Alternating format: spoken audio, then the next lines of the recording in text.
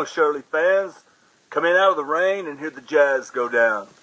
This is the real KD. I'd like to welcome you to the Shirley You Can't Be Serious podcast.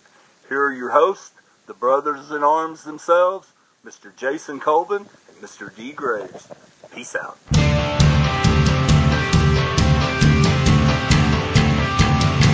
Hey D, how you doing, man?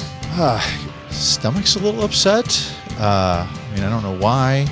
Had French fries for lunch and some French dressing with it, and even ate a little bit of French bread. My stomach was so upset, I drank some Peru. Welcome everybody back to the Surely You Can't Be Serious podcast, where this week we are comparing Better Off Dead from 1985, which is turning 40 years old this year, to One Crazy Summer from 86, both Savage Steve Holland movies, both John Cusack movies, both Taylor Negron movies. Both Curtis Armstrong movies. Both Rich Little movies. Not Rich Hall, like I said in the previous episode. No. Yes. Sorry about that, everybody. We have quite a bit of overlap here, and there's one overlap that we missed on our last episode when we were talking about the cast of Better Off Dead. Ooh, okay. Amanda Wyss, Vincent Schiavelli, the math teacher. Yes. And Taylor Negron. Yeah. Were all in Fast Times at Ridgemont High. Wow. That's Taylor a good Negron, pull right there. Memorable part. He was the pizza delivery guy, right? That's it. Yeah. Right here, dude. That's great, man. Yeah. What is your relationship with One Crazy Summer? One Crazy Summer, I just remember being excited to see it. I saw it in the theater when I was a kid. I mean, the nice thing about this is these are both very tame movies. I mean, you've got, the most risque scene that you have in Better Off Dead is when he falls and pulls the cheerleading uniform off. Chris Cummins, she dates the entire basketball team, Lane. Not one member of the team, the whole team. Yes. And she was beautiful, but they kept her in a bra and panties. I mean, for the 80s, that's very tame. And then I think you pointed out the most risque scene in One Crazy Summer is like a cartoon scene with the little slutty. The drawings are so fuzzy bunny. The fuzzy bunnies are a little nipply. Yeah. We don't do this, the fuzzy bunnies win. That's it. I mean, I watch this movie all the time on HBO. Yeah. Well, I watch both of these movies all the time on HBO. Yeah. I was going to bring this up because I think this is interesting. So One Crazy Summer is released August 9th of 1986. Okay. It was shot in the summer of 85. Right. We mentioned this a little bit in the previous episode. This is before Demi Moore blew up. Right. Sorry your mom blew up, Ricky. Really sorry your mom blew up. Demi Moore was in a romantic comedy with, it's kind of a romantic dramedy with Rob Lowe and Jim Belushi. It's called About Last Night. Yep. David Mamet script. Yes. Yeah. That came out a month prior to One Crazy Summer. Yeah. They actually filmed One Crazy Summer before they filmed About Last Night. Just flip-flopped on when the release dates were. I'm not going to be crude, but I'm going to say that About Last Night fascinated a 13-year-old Jason. There's a couple of scenes that are a little bit fuzzy on the VCR copy from overplay. Demi was captivating. Okay. Yeah. Well. So there you go. That's all I'm going to say. Captivated Bruce Willis with that scene, I think. That's all I'm going to say about that. Yeah. One Crazy Summer starts off with a graduation scene, which I mentioned before. Say Anything starts off with a graduation scene. Mm-hmm. 3 years later. Right. And John Cusack maintains the same age, which is cool. But the high school, I don't know if you noticed. Did you notice the name of the high school? No. Generic High School. Nantucket. Which I thought was funny. It's hilarious. Right? Another funny scene, before we get into casting, there's lots of little cute stuff. Sure. I thought, first of all, this movie really captures that sort of innocent time of, I'm out of school, I don't know what I'm going to do, I don't really have anything going on, so I have nothing better to do than just hang out with my buddies and do whatever we're doing. Go to the beach. Yeah. Right? And in fact, some people have called One Crazy Summer Better Off Dead Goes to the Beach.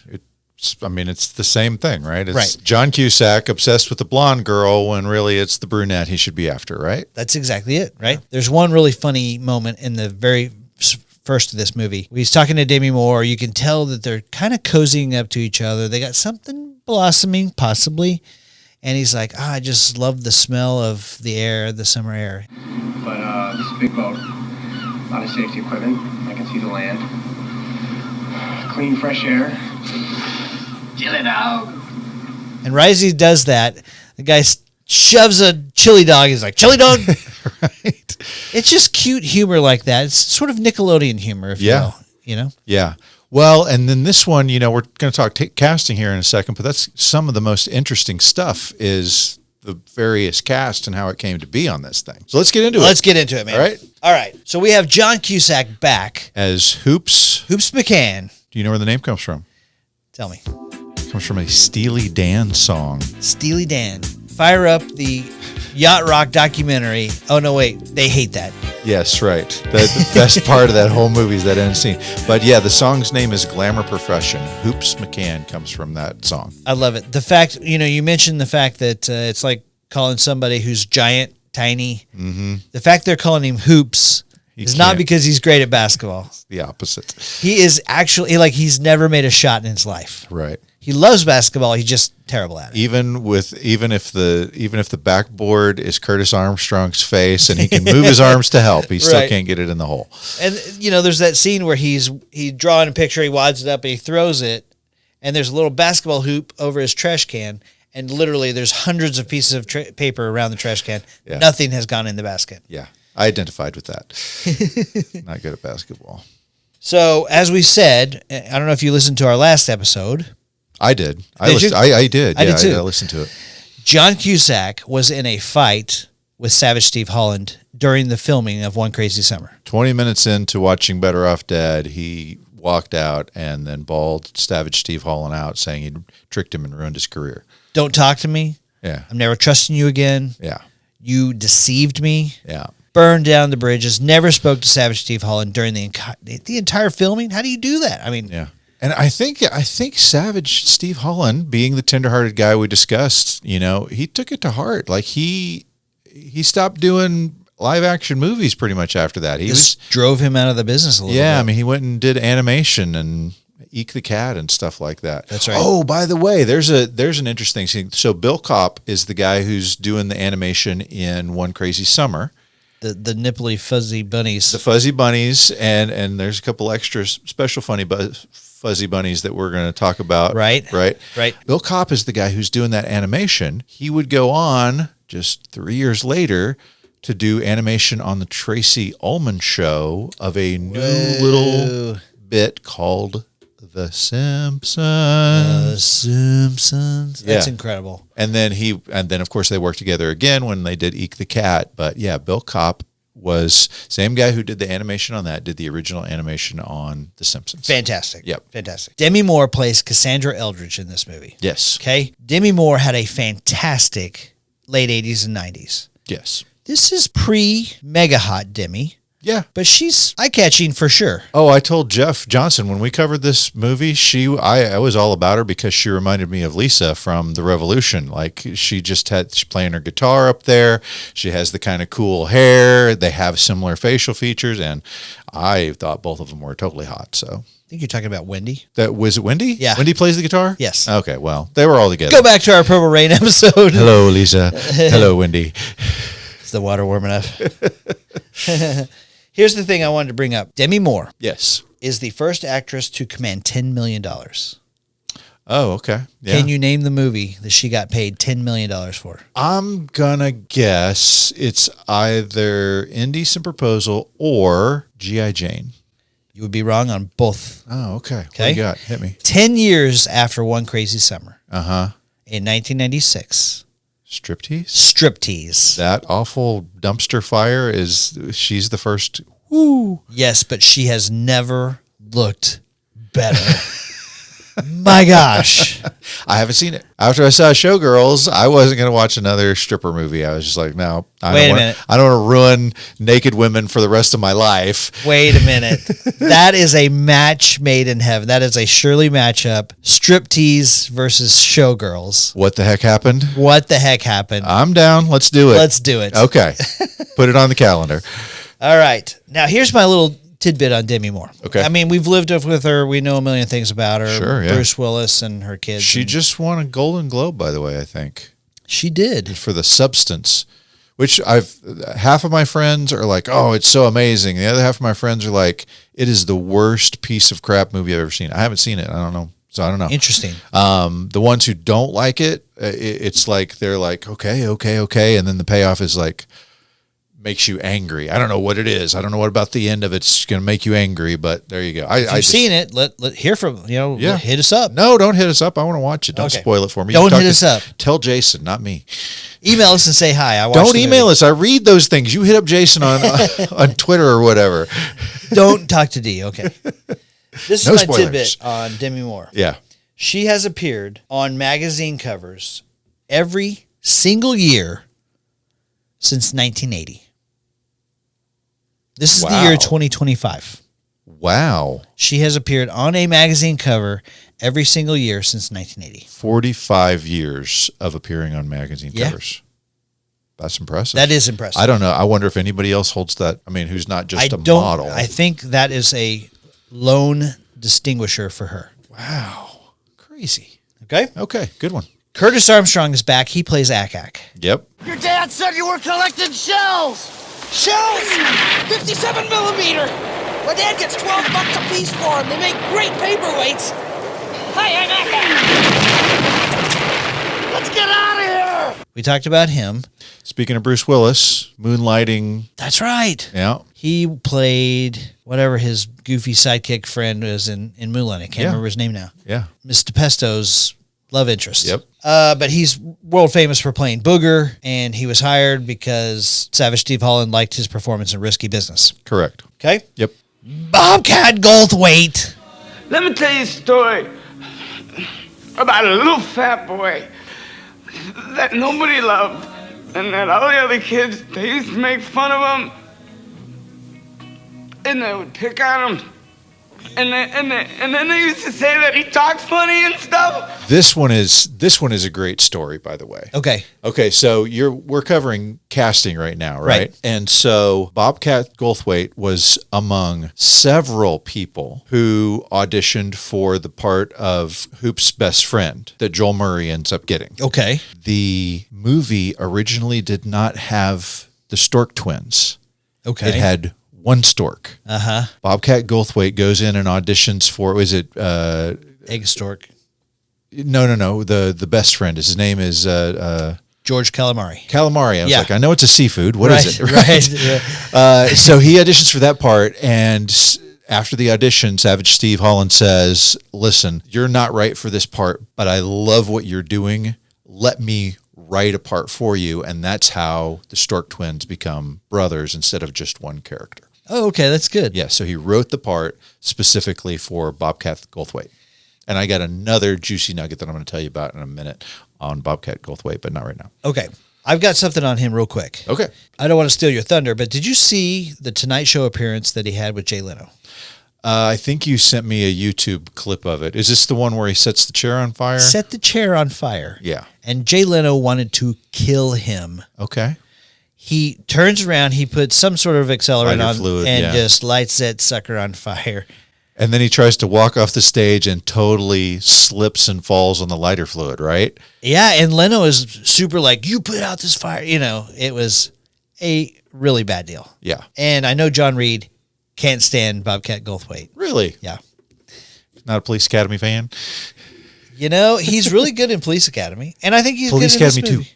Police Academy 2. That's right. Because Plays there were the a motor- lot of unanswered questions from Police Academy 1. That's right. Yes. I've got a funny story I'll tell you after we talk about Joel Murray. Okay. Joel Murray, who plays George Calamari, Yes. that's Hoops' best friend. Yes. Oh no! Oh, please, your enormous is anything but chili. That's Bill Murray's little brother, Brian Doyle Murray's little brother. Yes. He auditioned for the part of George Calamari. Right. When he saw Jeremy Piven, who is actually John Cusack's best friend, Roommates. they were roommates, Yeah. come in to audition. He's like, well, I'm not going to get this part. Yeah. John Cusack's best friend is auditioning for the part of best friend. Yeah. No chance. Right. He probably didn't know that John Cusack had just told Savage Steve Holland that he could go jump off a ship, That's right. Oh, yeah? a Well, sailboat. yeah. Your best friend is now your enemy. How about Yeah, that? yeah. So, of course, Jeremy Piven didn't get that part. Nope. He gets the part of like Sidekick to bad the kid, bully. bad guy number 2, right? Yeah. But when Bobcat Goldthwait and Joe Murray show up to set, first thing they do is like, well, let's go meet Cusack, right? Do you know this story? No. So Joe Murray's like, I know where his room is. Let's go down and meet him, right? Mm-hmm. So Bobcat Goldthwait and Joe Murray go down to John Cusack's room, knock on his door, and they go inside and they're shaking hands. Hey, how you doing? Good to meet you. We're doing this project, whatever. Bobcat Goldthwait spies with his little eye an American Express card that belongs to John Cusack. Okay. So he writes down the numbers, and then like throughout the course of the movie, he buys things and has them shipped to John Cusack's room, which I thought was That's hilarious. Yeah. That's awesome. It was a great one. Yeah. So we talked about who auditioned for Calamari, Yes. and we mentioned that Bobcat Goldthwait did, Yes. and that Jeremy Piven did, Yes. and obviously Joel Murray did. Yes. You know who? Option number No. Robert Downey Jr. auditioned and did not get the part. What? Yes. For best friend? Yeah. Wow. Yeah. But You I mean, know- keep in mind, this is 1985, right? It is. And he's not the Robert Downey Jr. that we know today. Well, you think about it. He played in Back to School. He was like best friend, sidekick. Exactly. Nobody. Right? You know? Yeah. And Weird Science, he's, not Baddie even that. number 2, Yeah. yeah. Baddie number 2, exactly. Yeah. So Old Man Beckerstead is played by William Hickey. The blessing. You couldn't hear a dump truck drive through a nitroglycerin plant. Did I pass gas? Did the road clear out? And he plays the old man in the wheelchair. Great. Has this guy ever been young? No. He was probably 25 when he played this part. Exactly. That's hilarious. He was a very influential acting teacher for a lot of people that That's were right. big stars. Yeah. That's right. Yeah. Okay. Since I can't wait any longer on my Okay. nugget, Yeah. I'm dying for this nugget. You before we started recording, you're like, oh my gosh, and so excited now. I'm on the edge of my seat. I want to know what this mind blowing tidbit is. You have. Okay. I want to talk about Kimberly Foster for a second. Okay. She plays Cookie, Okay. who is Teddy's girlfriend, but Hoops is kind of half love interest. She's flirting hard with him on this. She's one. like Delilah, right? She's And the has the- evil seductress. Right. She's got the best freaking Ford Bronco I've ever seen in a movie. Not only that, Yeah. but she's rocking that two-piece. Yes. And in 1986, I might be picking her over Demi Moore in 86. Yeah. Okay? Yeah. In 96, I'm picking Demi Moore. But Sure. Yeah. but here's the thing. I mentioned to you A little medical procedure later. And exactly. Yeah. Exactly. I saw About last night. Yeah. That's before. She's from Arkansas. Really? She's from Fort Smith, Arkansas. That's where I'm from. Exactly. Okay. She's from Boonville. Do you know where Boonville is? Well, Boonville is not Fort Smith. It's a small town outside of Fort Smith, but Okay. we played Boonville in high school. In sports? Yeah, I went to Greenwood High School. Boonville was kind of a nemesis, actually. She was a cheerleader for that team. Oh, wow. Any chance you were in the stands at the same time? How old, when was she born? 61, I think. Oh, well, that's 14 years before I was born. So at kindergarten, at 5 years old, she'd have been 19. So I don't think so. Okay. Yeah. All right. Here's my nugget. Okay. All right. So Kimberly Foster she was Cookie. She'd been in a couple of soap operas and, I mean, TV spots here and there, not much going on, but she looks great in this movie. Yeah. Okay. Yeah. She had a relationship with a famous person that we've talked about Okay. in 1985/1986. Okay. Same time period. Keep in mind. Yeah. Okay. Yeah. Actually, two people. Okay. She had a relationship She with had two people? a relationship with this one guy Uh-huh. and then this other guy. Okay. And we've talked about this. Okay. One of those peoples was Jack Wagner. And the other person Is it Nikki Sixx? is Nikki Sixx. Shut up. She Yes. was the girl. I don't know if she was the girl, but she was a girl. Oh my gosh. Oh my gosh. Explain What? why your mind is blown. Well, because that's I don't think it's the same person because he called her 'cause- Nicole. Yeah. I mean, oh gosh. But I guess So- it could be. I mean, it would be really weird. It would be really weird. But like Nikki Sixx was severely addicted to heroin at the time. Right. And he talks to people about going and breaking Jack Wagner's legs. And then that Monday, Jack Wagner shows up with a broken leg, and the girlfriend is like, "Oh my gosh, did you really do it?" No, he fell off the stage. It was just this weird kind of coincidence that, Nikki Sixx had hired somebody to go break his legs, and then he did it on him. He did it all on his own. In a jealous rage. Yeah. Because they were sharing the same girl. Yeah. Nikki Sixx hated Jack Wagner. How many times has Jack Wagner come up in a Surely You Can't Be Serious podcast? Okay. I can't even keep track. Once again, It's nuts. Jack Wagner had a one-hit wonder Yeah. called All I Need. And Nikki Sixx responded by writing a song for the Girls, Girls, Girls album called You're All I Need. Yeah. As a F.U. to Jack Wagner over this shared girlfriend. It's crazy. And this girl from Boonville, Arkansas, oh my goodness. Could be her. Wow. Cookie from One Crazy Summer. You exceeded my expectations. Wow. Oh. Wow. Thank you very much. Wow. Okay. Good. I like that. Yeah. All right. Mark Metcalf is in this movie. Yes. Yeah. He plays Niedermeyer in Animal House, Yep. which we've talked about. He's the mean dad in the Twisted Sister videos. Right? Yep. He's good at being the mean dad. He's great, right? Yeah. He also has something in common with Bobcat Goldthwait. They've both been in Twisted Sister videos. I've got a good mind to slap your fat face.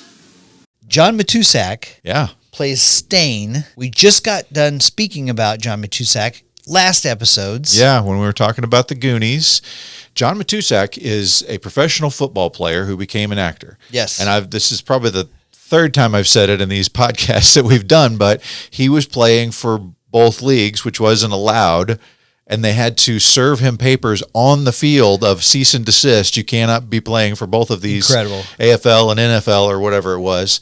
Then, yes. So then he's the pink hair at the beginning, the pink haired biker guy that's chasing after Demi Moore that John Cusack ends up saving by doing the thing with the cash or whatever. He goes on to play Sloth in the Goonies. Baby Ruth. Yes, he plays Such Sloth. a memorable part. And then the poor guy is so caught up in drugs and alcohol that he ends up dying of an overdose a couple years after this. Tragic. It is tragic. Hey, I want to talk about that scene for just a second since we're here. Okay. So the motorcycle guy, John Matuszak, Yep. Stain, is chasing Cassandra. Demi Moore's character, she runs into the bathroom. She hides into the stall. But before she does, she hides a bunch of cash in the paper towel holder. Yep. Well, John Cusack, he comes in and he doesn't know she's hiding there. Anyway, he goes to take a paper towel out and a $100 bill falls out. Yep. And so he realizes, well, they're looking for this. So he grabs the wad of cash that belongs to her that she's trying to hide and protect from this guy. And he turns around and he's like, hey, guys, you looking for this? And just like throws the money. I'd be like, thanks a lot, you jerk. I had that hidden. Yeah, and you just effed And it all you just up. screwed the whole pooch. Yeah. But instead, she falls in love with him. Yeah. So, It's an 80s movie. right. Okay, I want to bring up Matt Mulhern to you. Okay. He plays Teddy. Oh, okay. Yeah. You touched my car! Right, well, let me just get it clean then. You touched it again! Don't ever touch my car! I'm not so sure he doesn't do a better job of being the bully than Aaron Dozier, who played Stalin in Better Off Dead. He is also great. Definitely. He is awesome. Top notch. Love the swim scene where he's got the floaties on his arms. I mean, the absurdity of some of this stuff. Like, I watch some of these Dan Schneider shows that my kid watched, and I'm like, this is such dumb comedy. But I go back and watch these movies, I'm like, okay, well, I was laughing at the same ridiculous stuff back in 1986. Right. The ludicrous scene where there's lobsters like pinned to their bathing suits, clearly not attached.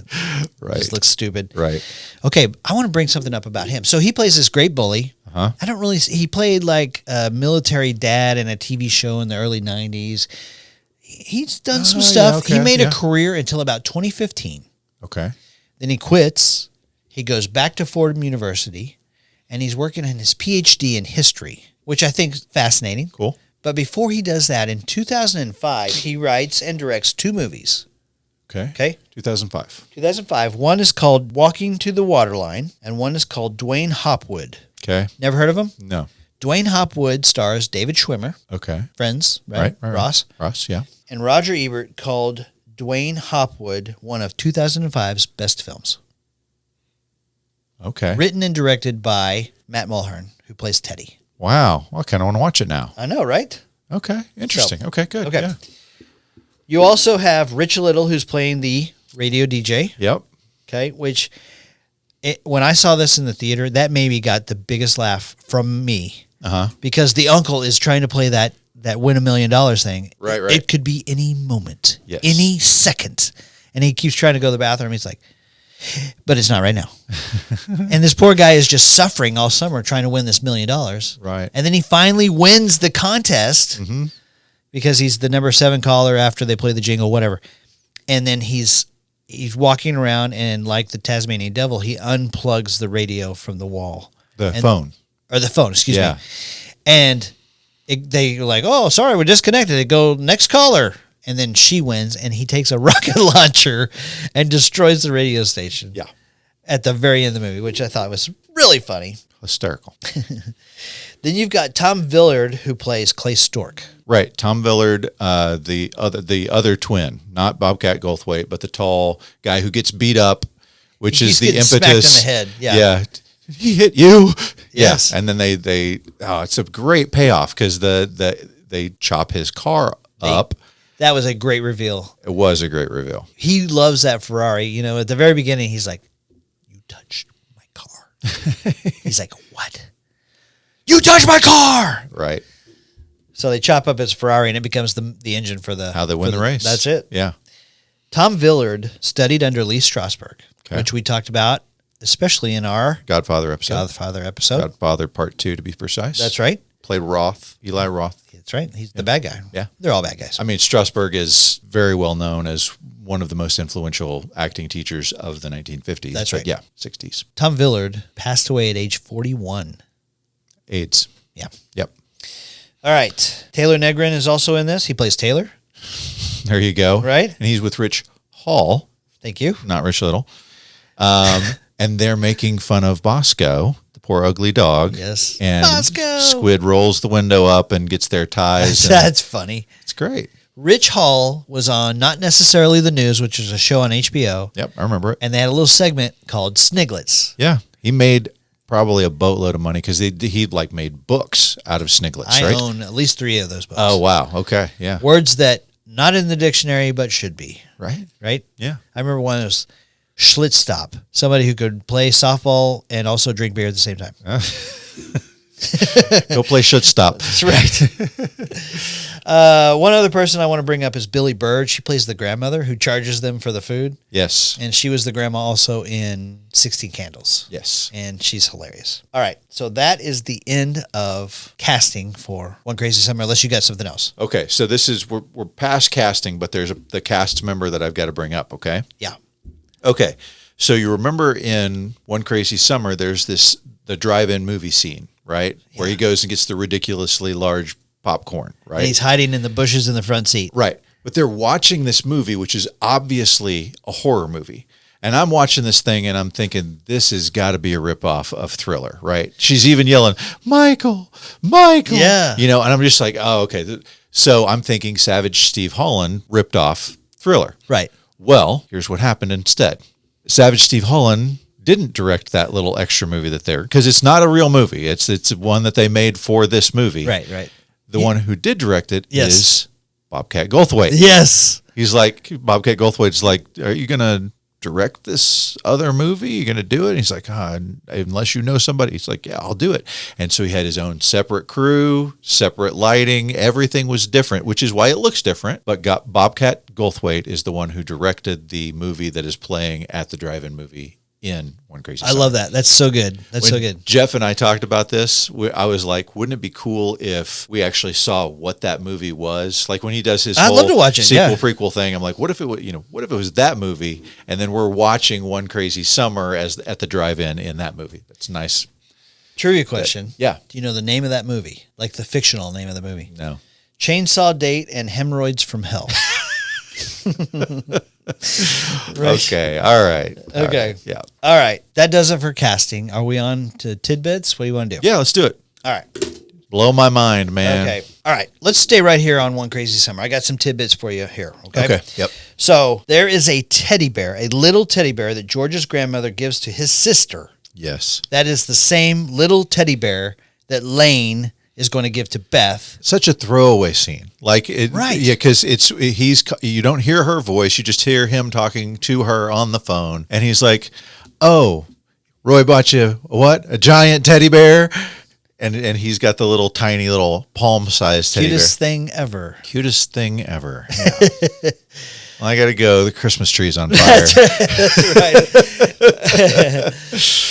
Okay, so this movie was shot in Nantucket. Yep. And one of the little subplots of this movie is that they're filming a movie. There once was a girl from Nantucket.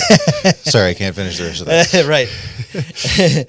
But they're filming a movie there. Yep. Remember what the movie is? The dolphin, the rabid dolphin. The dolphin with rabies, right? Yes, yeah. Foam 2. Does that sound like any other movie you might have heard? Yes. And if you listen to the film by that I did with Jeff Johnson, I so frustrated him on this. Yeah. Okay, so in the movie they're filming this rabid dolphin Jaws ripoff movie, right? Right. Okay, and then key moment in this movie is the big boat race, right? Yes. You have this fantastic montage where they take this old crappy boat and you see them painting and making it beautiful and all this other stuff. 80s montage, love it. 80s montage, and right after the 80s montage, you have this kind of filler B-roll scene, right? Now, I am a busy guy, and so I don't usually get to watch a whole movie in one sitting anymore. Yeah. And so I've watched 3/4 of this movie, and then I'm like watching the rest of it on the phone as I'm, in the gym waiting for my kid to come back with the car or whatever, right? Right.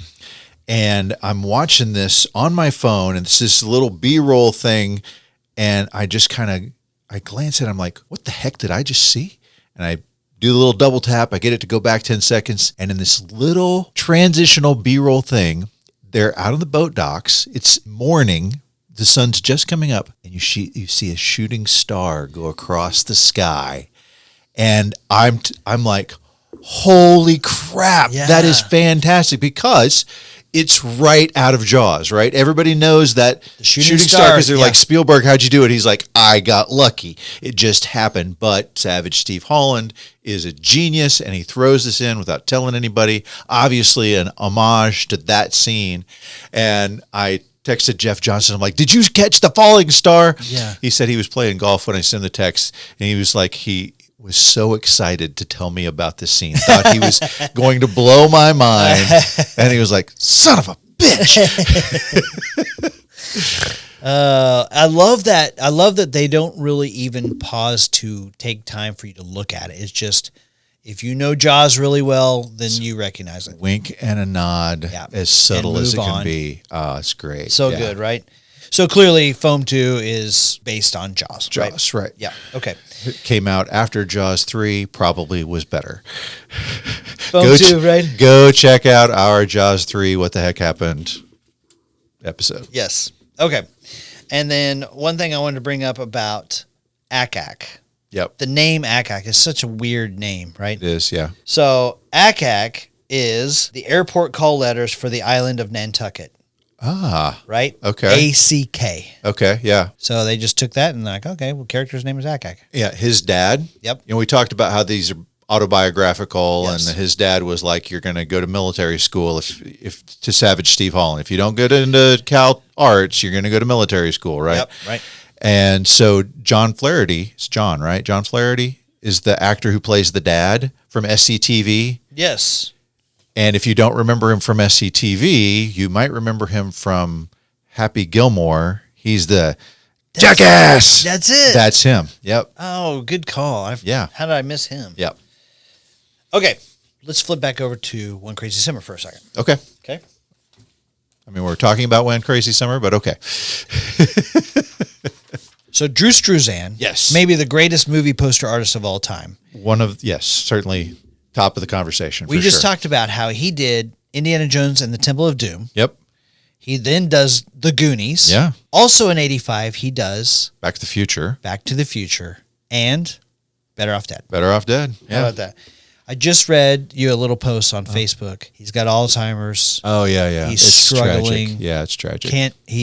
Can't do it anymore. His wife said he is not enjoying retirement. He's struggling to live. So God bless her and going through that. I hope it's easy. And yeah. That's right. Okay. Before we get to Better Off Dead, Okay. I got one more tidbit for you. Okay. Okay. Yeah. So we mentioned in our last episode that Savage Steve Holland, when he was a young boy, he would make movies at home. Yeah. Which starred his sister. Yes. Whose nickname was Squid. Squid, just like the sister in One Crazy Summer. Right. When Calamari comes in with the trashy hot girls, one of them is his real Savage Steve Holland's sister, Squid. That's Yes. great.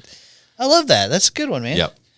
Okay. Tidbit on Better Off Dead. Okay. One of the most memorable scenes from Better Off Dead is this little daydream break that we take where there's a Van Halen playing hamburger Yeah. and swimming French fries. Everybody wants some from Women and Children First, right? That's right. Okay, yeah. So that was actually not part of the original script.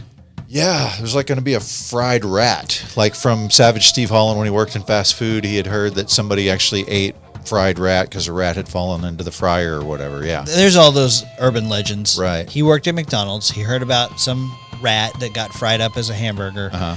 They were going to put that in the movie, and one of the producers was like, that's not funny. That's just disgusting. Right. So they had to come up with something else, and they came up with the Van Halen playing hamburger, Yeah. which is awesome.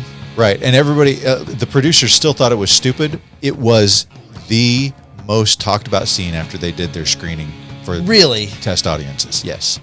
How about that? Yeah. You never know. That goes right hand in hand with the the Van Halen brothers and the Wilson sisters story. Don't give it away. Go listen to that episode. Go listen to our heart episode.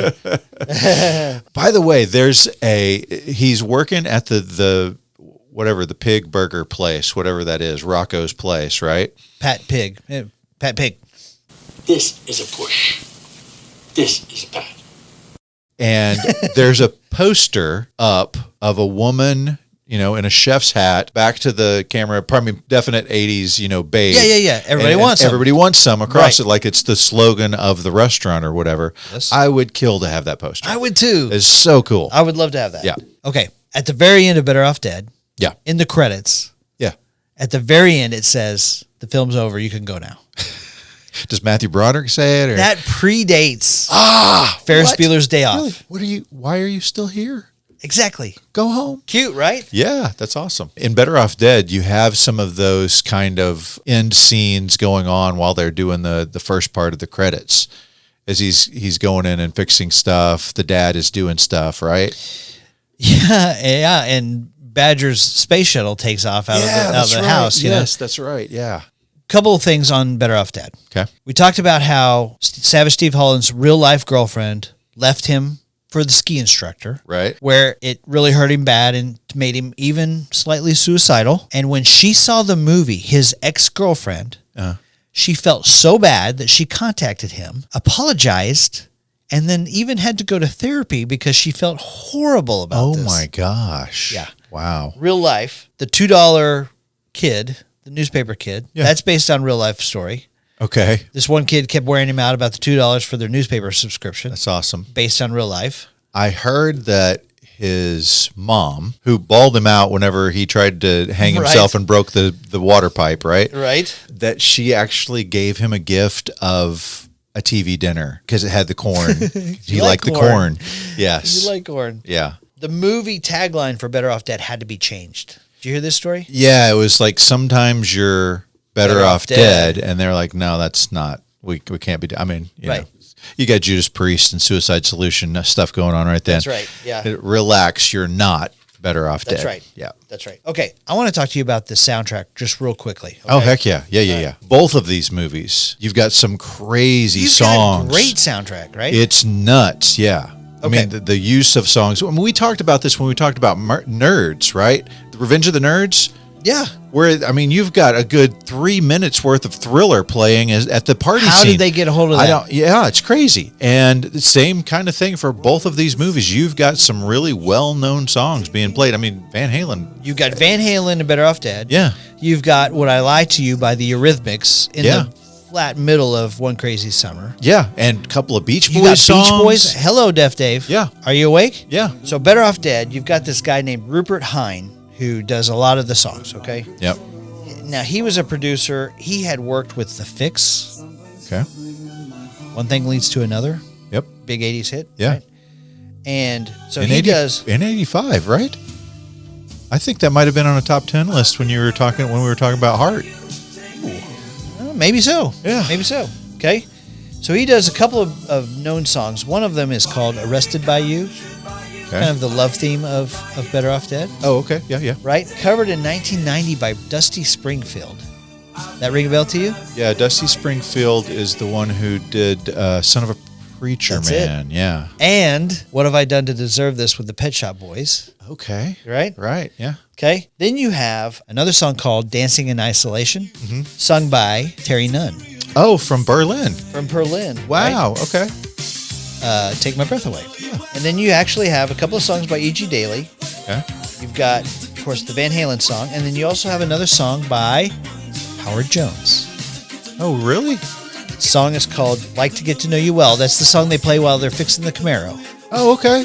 And I didn't even notice. Yeah. Don't give it away. But yeah, go check out our top 5 of 1985 because I got a song from Howard Jones on there. All right. Are we to Final Judgment?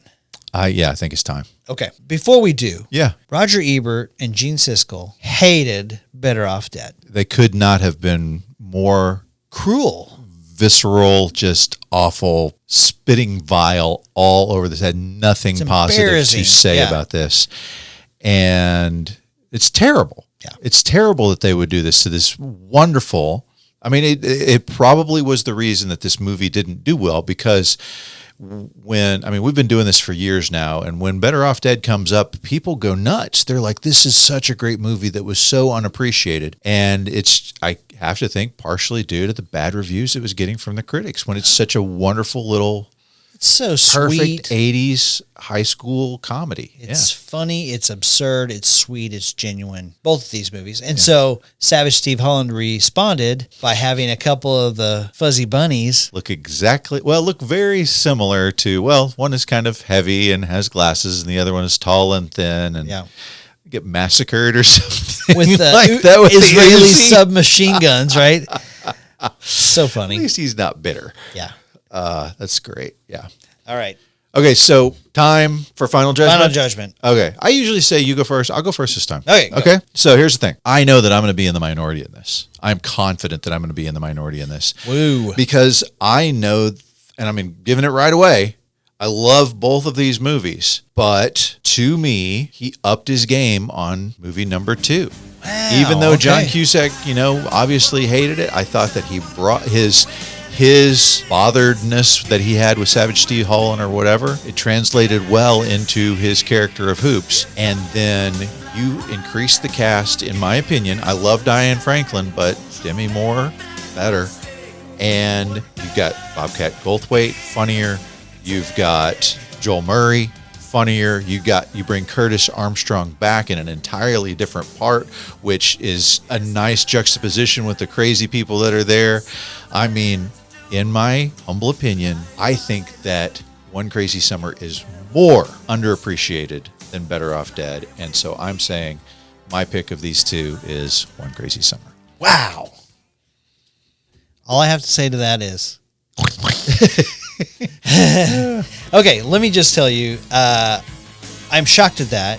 I think Better Off Dead is clearly the funnier movie. I think it's more genuine. I think the love story works better. I think Monique and Lane fit better than the 1986 version of Demi Moore and John Cusack. So for me, that story just works a little bit better. But I do love both of these movies. I think One Crazy Summer is a little bit more absurd, but it's so fun and funny. But mark me down for Better Off Dead. All right? Yeah. So, guys, tell us, what do you think? I'm confident that Jason's going to get more votes his way on this one, but that's okay. If you love One Crazy Summer, let me know that I'm not alone. D, next week, we are starting a incredible 3-way combination here. Oh, this is the beginning. We are doing Genesis. The beginning. Invisible Touch. Yep. Versus So by Peter Gabriel and No Jacket Required by Phil Collins. It's going to be awesome. Yes, it is. And we will have our dear friend and Patreon member, Chad Briggs, back with us to talk about Peter Gabriel and So.